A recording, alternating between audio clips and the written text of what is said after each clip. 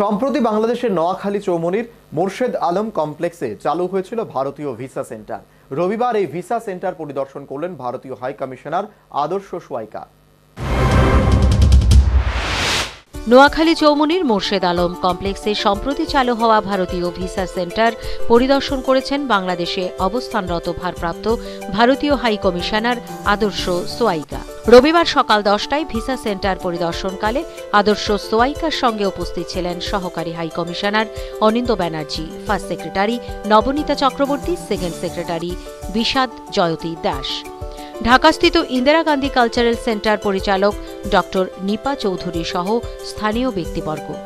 Visa centre পরিদর্শন শেষে ভারতীয় হাই কমিশনার আদর্শ সোয়াইকা বলেন, ভিসা সেন্টার চালু হওয়ায় ভিসা জটিলতার ভোগান্তি নিরসনের পাশাপাশি দুই দেশের মানুষের সাথে ভ্রাতৃত্বের মেলবন্ধন তৈরি হবে এবং দুই দেশের চিকিৎসা সেবাসহ বাণিজ্যিক পরিধি বাড়বে বলেও তিনি আশা প্রকাশ করেছেন।